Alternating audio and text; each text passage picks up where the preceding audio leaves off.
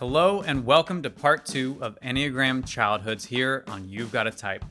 I'm your host, Colton Simmons, and I hope you're ready for another deep dive into the most pivotal season of our lives, which is our childhood.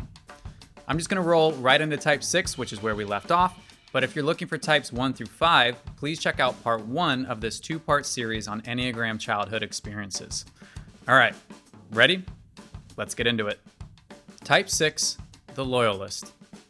As children, 6s felt the serenity of 9s as they were truly present to everyone and everything around them. 6s had a primal knowledge of the interconnectedness of all things, and they were not easily frazzled and assumed the best of all those around them. However, as 6s grew up, they started to experience an imbalance in their parental figure's ability or desire to protect them. Many 6s report having one playmate parent, usually the father, and one stricter disciplinarian, which was typically the mother. And this imbalance fractures the perfect harmony of the Type 9 essence and is replaced with the trademark anxiety of the 6. The 6's anxiety is caused by things feeling misaligned, and they feel like they have a parental figure, but they intuitively sense the flawed humanity of one or both of their parents from a very young age.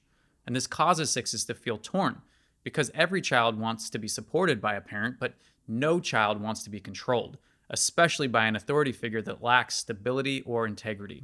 This internal paradox sparks a lifelong journey through anxiety, and Type 6 children seek to alleviate their anxiety through an alliance with the protective figure, usually the father, so they can resist the overly controlling or burdensome presence of the nurturing figure, which is normally the mom. And this perceived imbalance of authority in the home causes 6s to feel ambivalent about their parents' role in their life, or lose respect for them altogether. But 6s have a magical ability to maintain relationships with just about anyone, no matter how chaotic they are, so they don't typically leave their parents behind, no matter how little esteem they may have for them. But no matter the quality of their parents' character or how secretly rebellious they may be, 6s almost always prefer that the family just stays together and everybody keep playing their part simply because it's a familiar structure that provides some semblance of security. And ultimately, the lost childhood message of the 6 is simply that you are safe here. Type 7 enthusiasts. As children, 7s had the mental fortitude of 5s, and they had a vivid imagination that kept them satisfied and somewhat solitary.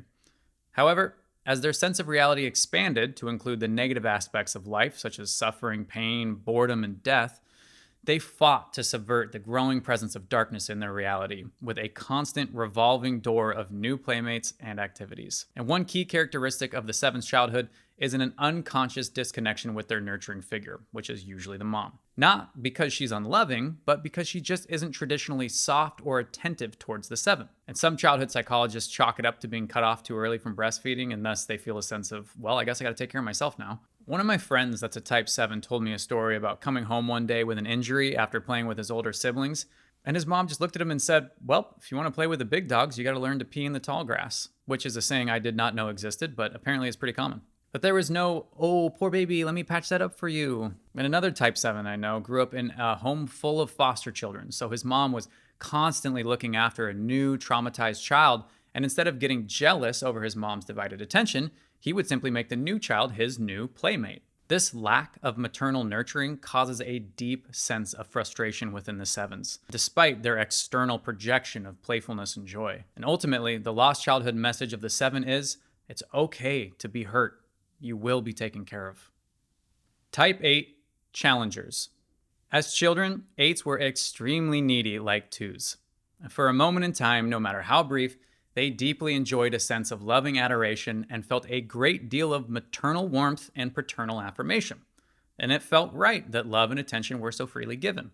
However, this feeling ends early and abruptly, as most 8s report that they had to grow up fast due to a lack of support in the home or looming danger in their environment, like growing up in a rough neighborhood. And many 8s had a dad that left them when they were a kid.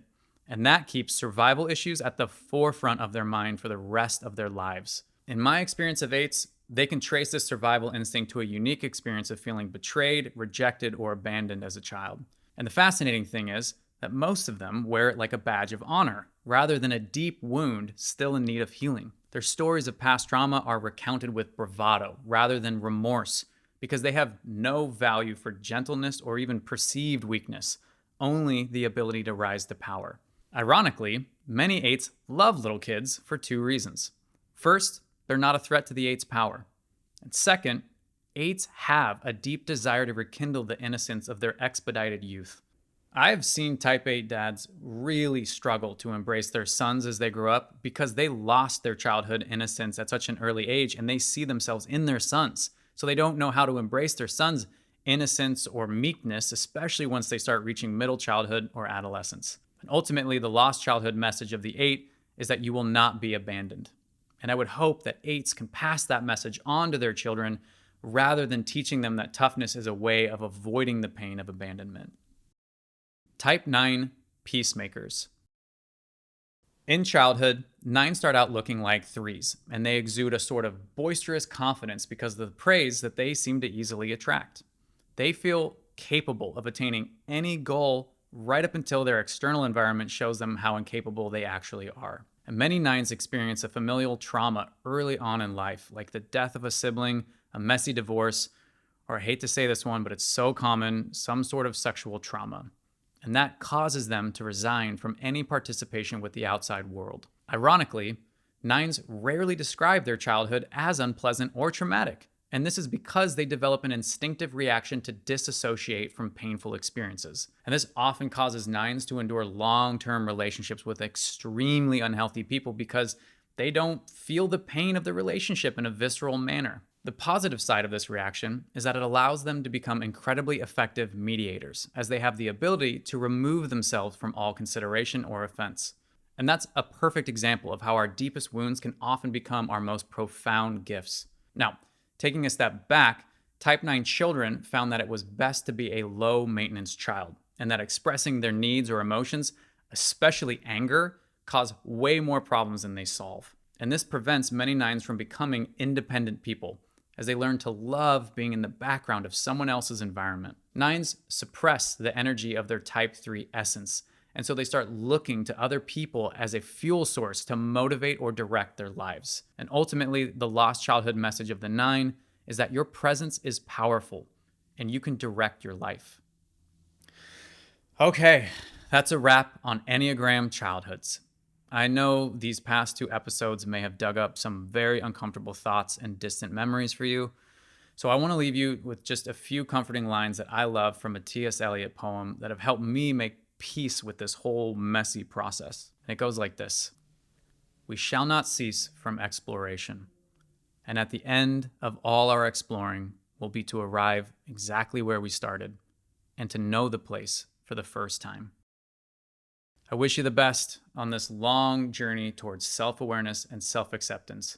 And I hope that as you reflect on your childhood, that it gives you a fresh perspective on who you really are at your core, and that you can eventually reach a place where you can go home and see yourself for the first time. I thank you for tuning in. As always, I'm your host, Colton Simmons, and I'll see you next time on You've Got a Type.